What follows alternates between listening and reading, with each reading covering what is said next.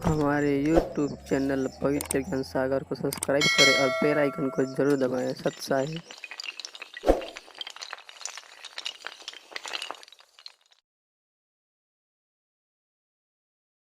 महाराज जी, हमने सुना है कि आप जी श्री ब्रह्मा जी, श्री विष्णु जी, श्री शिव जी आदि देवताओं की पूजा छुड़वाते हैं। क्या यह उचित है? ब्रह्मा विष्णु महेश को हम छुड़वा सकते हैं? हम कोई बालक हैं? परमात्मा कबीर जी आदरणीय गरीबदास साहिब जी को सतलोक लेकर गए थे। वह सब सतिथि से परिचित करा कर, ब्रह्मा विष्णु महेश की सतिथि से परिचित करा कर वापस छोड़ दिया। उसके बाद उन्होंने कहा था, तीनों देवा कमल दल बसे, ये ब्रह्मा विष्णु महेश, प्रथम इनकी वंदना फिर सुन सतगुरु उपदेश। उन्होंने कहा था कि ब्रह्मा विष्णु ये तीनों देवा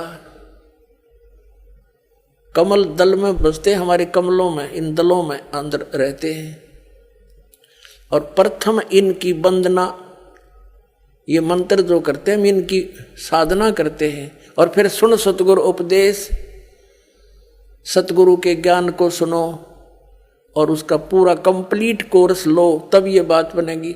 अब ब्रह्मा विष्णु महेश हमारे कोई दुश्मन नहीं है। कई कहते हैं कि आपके गुरु जी तो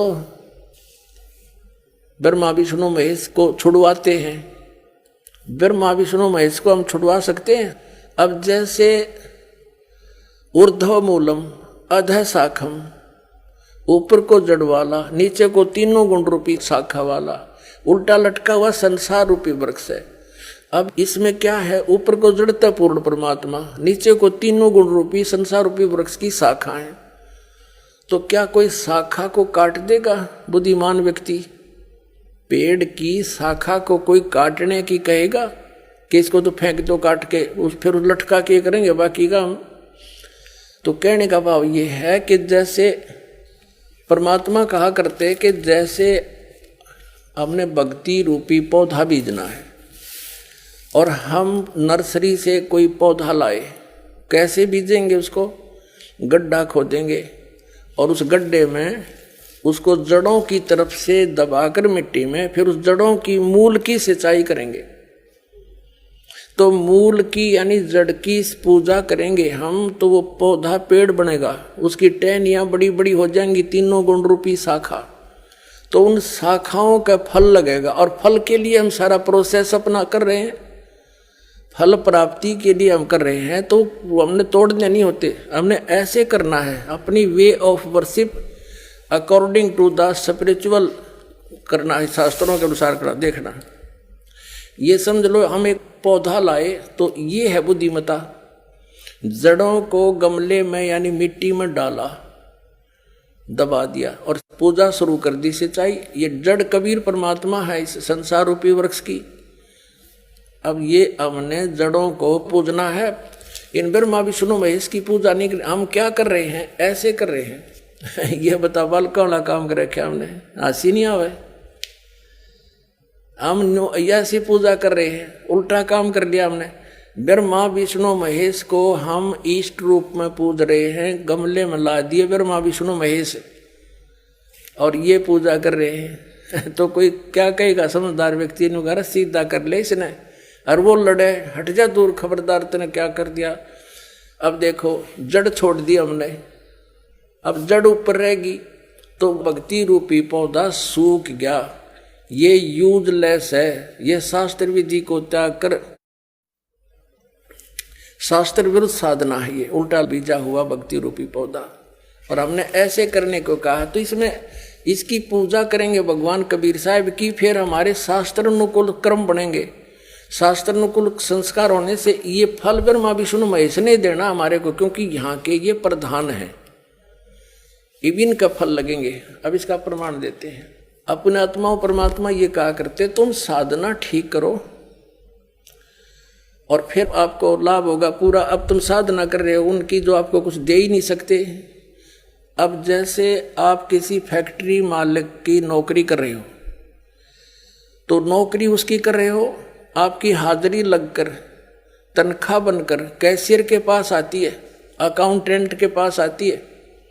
अब तनख्वाह तो देंगे अकाउंटेंट और वो कैशियर, लेकिन वो देंगे आपका वर्क डन, और वो भी उस मालिक की मजदूरी करोगे। तो यदि उस आप लागे अकाउंटेंट और कैशियर की जूते साफ करन, उसकी प्लेट धोना, वह नौकरी दी छोड़ आपने, वो खाक देंगे आपको, जो कहें भाजत चाह भी ना पाओ टाइम पे।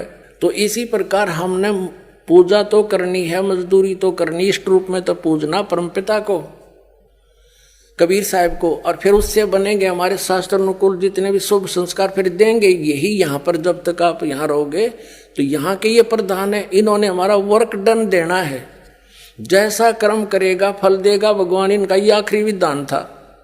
तो ये भगवान तो वर्क डन ही दे सकते, इसमें ऐड नहीं कर सकते। और फैक्ट्री मालिक बनवाने के रखे दे तोहफे में, यानी परमात्मा हमारे मालिक हैं, मालिक तो कुछ भी दे सकता है। अब और थोड़ा सिखा दिखाते हैं क्योंकि कंसेप्ट इससे जुड़ा हुआ है। इस गीता जी अध्याय नंबर 3 के, ये श्रीमद् भगवद गीता अध्याय नंबर 3 के आपको दिखाते हैं श्लोक 10 से लेकर 15। ये देखिएगा, श्रीमद् भगवद गीता अध्याय नंबर 3 के और श्लोक नंबर 10। प्रजापति ब्रह्मा ने कल्प के आदि में यज्ञ सहित प्रजाओं को रचकर कहा था, तुम लोग इस यज्ञ के द्वारा, यज्ञ माने धार्मिक अनुष्ठान, शास्त्र अनुकूल वृद्धि को प्राप्त हो। यह यज्ञ तुम लोगों को इच्छित भोग प्रदान करने वाली हो। 11वें में कहा है, यज्ञ के द्वारा देवताओं को उन्नत करो और वो देवता तुम लोगों को उन्नत करें। इस प्रकार निस्वार्थ भाव से एक दूसरे को उन्नत करते हुए तुम लोग कल्याण को प्राप्त हो जाओगे। 12वें में फिर कहा है, यज्ञ के द्वारा बढ़ाए गए देवता, बताओ देवता ने क्या हम पकड़ कर बढ़ावांगे, खींच कर बढ़ावांगे उन्हें। अब ये विधि बता रखी है कि शास्त्र अनुकूल साधना करने से, जड़ की पूजा करने से ये तीनों देवता रूपी शाखा बढ़ जाएंगी, बड़ी हो जाएंगी, फिर ये फल देंगे।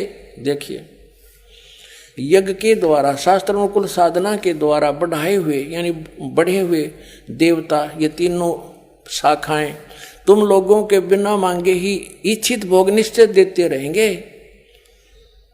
उन देवताओं को दिए हुए भोगों को जो पुरुष उनके बिना दिए स्वयं भोगता है वह चोर है। अब क्या सिद्ध हो गया कि जैसे हम मूल की पूजा करेंगे, मूल की यानी जड़ की पूजा करने से टहनी बड़ी हो जाएंगी, ये देवता बढ़ गए, बड़े होकर ये फलों से लथपथ हो जाएंगी, ये टहनी बिना मांगे देंगे अपने आप, क्योंकि हम मूल की पूजा कर रहे हैं तो अपने आप इनका बस की बात नहीं, देने पड़ेंगे फल हमारे को। आगे देखो, और जो फिर कहते हैं धर्म दान नहीं करते तो वो तो चोर हैं, वो फिर स्वयं भोगता है बिना गुण को दिए यानी बिना कुछ दान किए तो चोर है। 13वें में कहा है, यज्ञ से बचे हुए अन्न को खाने वाले श्रेष्ठ पुरुष सब पापों से मुक्त हो जाते हैं, और जो पापी लोग अपने शरीर पोषण के लिए ही अन्न पकाते हैं वे तो पाप ही खाते हैं। इसका कहने का भाव यह है, अपने आत्माओं यहाँ पर सतलोक आश्रम बरवाला जिला हिसार हरियाणा में पूरे विश्व में एक ये स्थान है जहाँ शास्त्र अनुकूल साधना होती है।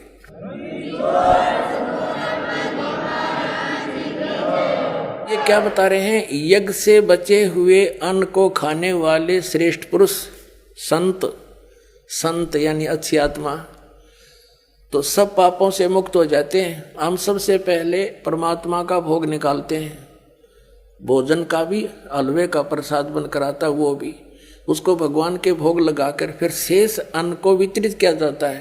तो ये कहते हैं यज्ञ से बचे हुए अन्न को खाने वाले संत, साधु संत भक्त, यज्ञ से बचे हुए अन्न को खाने वाले संत है यानी साधु संत भक्त आत्माएं, अच्छी आत्माएं सब पापों से मुक्त हो जाते हैं। अब कहने का भाव ये है कि यहाँ पहले भगवान को भोग लगा के शेष बचे हुए अन्न को उसके बच्चों को वितरित किया जाता है, वो महापाप नाशक बन जाता है।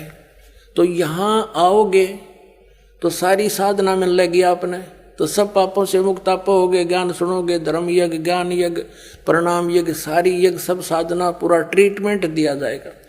फिर कहते हैं जो दान धर्म नहीं करते हो तो चोर हैं भगवान के। जिन हर की चोरी करी और गए राम गुण भूल, ते बिदना बागुल किए वो फिर झूले उल्टी झूल। कहते हैं जिन हर की चोरी करी, भगवान ने जो आपको दान दिया है, धन आपके संस्कार में, उसको आगे दान जो नहीं करता वो तो चोर बताया भगवान का। तो फिर क्या बताते हैं देखिएगा, आगे इसमें निष्कर्ष निकल रहा है। तीसरे अध्याय का हमने ये 13वां श्लोक पढ़ लिया। यज्ञ से बचे हुए अन्न को खाने वाले श्रेष्ठ संत, संत माने आप अच्छी आत्माएं, सब पापों से मुक्त हो जाते हैं। और जो पापी लोग अपना केवल कमाया और खाया वहीं तक सीमित हैं, वो तो पाप को खाते हैं। अब 14 और 15 में एक निर्णायक ज्ञान दे दिया। पहले इनका अनुवाद पढ़ाएंगे इंजीनियरों का, फिर समझ में आएगा। संपूर्ण प्राणी अन्न से उत्पन्न होते हैं। अन्न की उत्पत्ति वृष्टि से होती है, वृष्टि यज्ञ से होती है। यज्ञ इसका अर्थ है शास्त्र अनुकूल कर्मों से जो होता है वो विहित कर्मों से उत्पन्न होने वाले हैं, यज्ञ यानी धार्मिक अनुष्ठान। और कर्म समुदाय को तो ब्रह्मो उद्भवम, इन्होंने ब्रह्म का अर्थ वेद कर दिया है। कोई बात हुई? ब्रह्म का अर्थ वेद कर दिया। ये लिखना था कि देखो हम यहाँ पर आए इस काल के लोक में, तो हमने कर्म करके ही मिलेगा, ना कति नहीं मिले। तो कहते हैं ये कर्म लगाए ब्रह्म ने बनाया विधान यहाँ का, और ब्रह्म की उत्पत्ति हुई परम अक्षर ब्रह्म से, उस परमात्मा से, सच्चिदानंद घन ब्रह्म से। इसका अर्थ तो ये है, लेकिन इन अज्ञानियों ने कुछ ज्ञान तो था नहीं, सारे उल्टे अडंगे अड़ा दिए। ये देखिएगा, कर्म समुदाय को तू वेद से उत्पन्न नहीं, ब्रह्म से उत्पन्न हुए। और ब्रह्म अक्षरम उद्भवम अविनाशी परमात्मा से, यहाँ ब्रह्म लिखना था, ब्रह्म ये काल अविनाशी परमात्मा से उत्पन्न हुआ जान। इससे सिद्ध होता है कि सर्वगतम ब्रह्म, सर्वगतम माने सर्वव्यापी परमात्मा, सबका मालिक, सदा ही यज्ञों में प्रतिष्ठित है। वो इष्ट रूप में पूज्य है, वही प्रतिष्ठित है सभी यज्ञों में, उसको इष्ट मानकर पूजा करनी चाहिए। इसका निष्कर्ष ये निकल गया। अब हम उस परमात्मा को इष्ट मानकर पूजा करेंगे तो हमारी शास्त्र अनुकूल साधना होगी। और इसमें कहा है कि सारा जो शास्त्र अनुकूल साधना करने से हमारे शुभ संस्कार बनेंगे। ये भक्ति रूपी पौधा बड़ा होगा, ब्रह्मा विष्णु महेश के पास हमारे संस्कार जाएंगे, और ये बिना मांगे आपको देंगे, आपको बिना मांगे देंगे। जैसे फल लदपत हो गए टहनिया के, आप भी खाओ, रिश्तेदार भी ले जाओ, और पड़ोसी भी तोड़ ले जाओ, तो भी समाप्त ना हो। तो इतना इस प्रकार हमारा ये पूरा भक्ति क्रम पूरा होता है। तो हम आपको सबसे पहले परमात्मा ने कहा है कि तीनों देवा इन कमल दलों में बसे, ये ब्रह्मा विष्णु महेश, और प्रथम इनकी वंदना, और फिर सुन सतगुरु उपदेश। तो हम इनकी पूजा नहीं कर रहे, हम किसी का किराया दे रहे हैं। जैसे हम टैक्स भर रहे हैं बिजली का, हम बिल भर रहे हैं इसका टेलीफोन का, वो पूजा थोड़ी कर रहे हैं, वो तो हम उनको दे रहे हैं, तो वो हमारी सुविधाएं जारी रखेंगे, नहीं देंगे तो कनेक्शन काट देंगे। तो हम शास्त्र अनुकूल साधना कंप्लीट कोर्स ना करके अपनी अपनी डफली पीट रहे हैं, जिस कारण से हम परमात्मा से मिलने वाली साधना से वंचित होकर के हम नास्तिक होते जा रहे थे। अब परमात्मा ने दया करी आपके ऊपर और इस दास के ऊपर। इस दास को बनाया वो तत्वदर्शी संत, और जो ज्ञान परमात्मा 600 वर्ष पहले छुपा गए थे खजाना, इस दास को चाबी दे दी। अब दास ने खोल दिया उसके बच्चों के सामने। ये देखिएगा, ये हमारा बॉडी का चित्र है, इसमें ये कमल बने हुए हैं। ये मूल कमल में गणेश जी, और इसका ये किलियम जाप है, और इससे ऊपर स्वाद चक्र अनुष्ठान, ये स्वादिष्ठान अनुचक्र भी कहते हैं। इसकी 4 पंखड़ियां, इसकी 6 पंखड़ियां दूसरे कमल की, और सावित्री ब्रह्मा इसका ओम जाप है। यहाँ लक्ष्मी और विष्णु का जाप है, ये नाभि कमल है, और इसका ये हरियम जाप है। ये शिव और पार्वती रहते हैं, यहाँ परमात्मा ने इनको मंत्र दिया था, ये मंत्र। तो उसके बाद ये उनके शिष्य बने थे, उसके बाद शंकर भगवान इसी का जाप करते, इसलिए सोहम जाप यहाँ इसका कहा गया। अब यहाँ देखिएगा, ये दुर्गा है, इसका ये ये 16 पंखड़ियों का कमल है, कंठ के अंदर है, और ये इनका जाप है। और यहाँ और आगे अलग, ये तो फिर केवल मालिक ने संदेश दिए हैं। अब ये हैं इस शरीर से, इस पिंड से निकल यहां तक बरी होने के लिए हमने ये मूल मंत्र जाप करने हैं। कैसे करने हैं ये नहीं खोलूंगा, वो तो जो उपदेश लेगा उसी को बताऊंगा। अब ये तो हो गया कि ये 5 नाम हम जाप करेंगे, तो ये 5 नामों का हम साधना करेंगे, पूजा नहीं है ये। अब हमने इन भगवानों का कर्जा ले रखा है, या फंस रहे हैं, इनसे लाभ ले रहे हैं, हम ऋणी हो रहे हैं। इस मंत्र से हम इनका ऋण उतारेंगे। और ये इन देवताओं के मूल मंत्र हैं, इनसे लाभ लेने के। जैसे एक भैंसा होता है, जोटा होता है, या ये सांड होता है, जो जिसको खागड़ बोले हमारे यहाँ अंकल कहते हैं, उनका एक मंत्र होता है ना, उसने भैंसा भैंसा करते रहो, कते नहीं सुने। अरे एक बार उसको कहते हुर्र, वो यूं देखेगा और मनमाने भाग ले उस तरफ। तो भैंसा तो उसका अलग नाम है, और वो मूल मंत्र है जो उसने पकड़ कर खींचेगा, प्रभावित करता है। तो ये मंत्र मूल मंत्र हैं देवताओं के, जिनके ये वश हैं, ये आपको ऑटोमेटिकली आपकी तरफ आकर्षित होना शुरू कर देंगे और आपको पूर्ण लाभ प्राप्त देना शुरू कर देंगे। तो इस प्रकार ये साधना तो इस तरीके की है, ये वेदों अनुसार यानी सदग्रंथों में तो ये सहज साधना है, सहज साधना, सिंपल वर्शिप। और इन्होंने अपने हठ योग ज्ञान से इसको इतना कठिन बना दिया। कोई तप करता खड़ा होकर, कोई उल्टे पैर करके, ऊपर न पैर नीचे को सिर करके, कोई व्रत रख के, कोई पहाड़ों पर जाता भगवान को खोजने के लिए, और कोई कुछ अन्य मंत्र करता है, जैसे हरे कृष्ण कृष्ण कृष्ण हरे हरे राधे राधे श्याम मिला दे। ये गीता जी में है कहीं? तो गीता जी में जो लिखा है वो साधना है भक्ति की। उससे छोड़कर जो साधना या मंत्र हम करते हैं वो शास्त्र विधि को त्याग कर मनमाना आचरण है, वो यूजलेस है। गीता जी अध्याय नंबर 16 के श्लोक 23 में कहा कि अर्जुन, जो शास्त्र विधि को त्याग कर मनमाना आचरण करते हैं, न तो उनकी गति हो सकती, न उनको सुख हो, न कोई सिद्धि प्राप्त हो सकती, यानी यूजलेस। तो गीता जी में जो वर्णित विधि है उसके पाने का जो मंत्र है, और फिर शेष संकेत दे रखा है कि उस तत्वदर्शी संत को पूछो, पता करो, तो वो है साधना करने की। 3 अध्याय के 8वें श्लोक में गीता ज्ञानदाता कहता है कि यदि तू एक स्थान पर बैठ गया, ये तो वेद ज्ञान है, और काम छोड़ दिया, तेने कर्म करेगा नहीं, तो तेरा निर्वाह कैसे होगा? ये तो सही है। श्रीमद् भगवद गीता अध्याय नंबर 3 के श्लोक नंबर 8 में क्या लिखा है देखिएगा। श्रीमद् भगवद गीता अध्याय नंबर 3 है श्रीमद् भगवद गीता का, और श्लोक नंबर 8 है। यहां से ये शुरू है, यहां इसका अनुवाद है, तू शास्त्र विहित कर्तव्य कर्म कर, के शास्त्रों में लिखा हुआ साधना, उसके अनुसार साधना कर,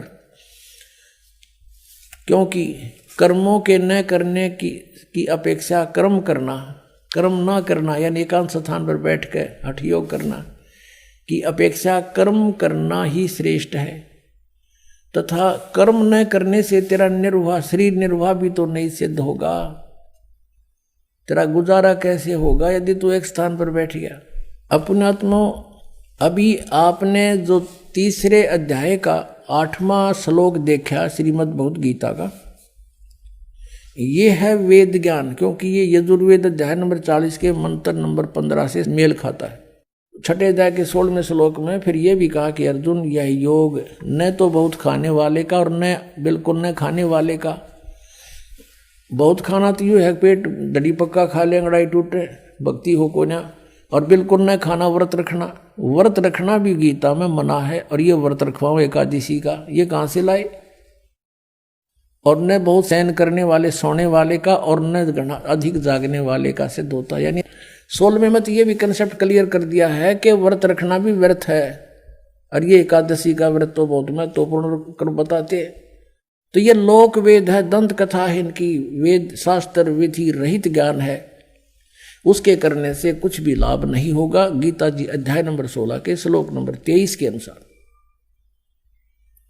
अब हम फिर उसी प्रसंग पर आते हैं कि जैसे तीसरे अध्याय के 8वें श्लोक में गीता ज्ञानदाता कहता है यदि तू एक स्थान पर बैठ गया, ये तो वेद ज्ञान है, और काम छोड़ दिया, तेने कर्म करेगा नहीं तो तेरा निर्वाह कैसे होगा? ये तो सही।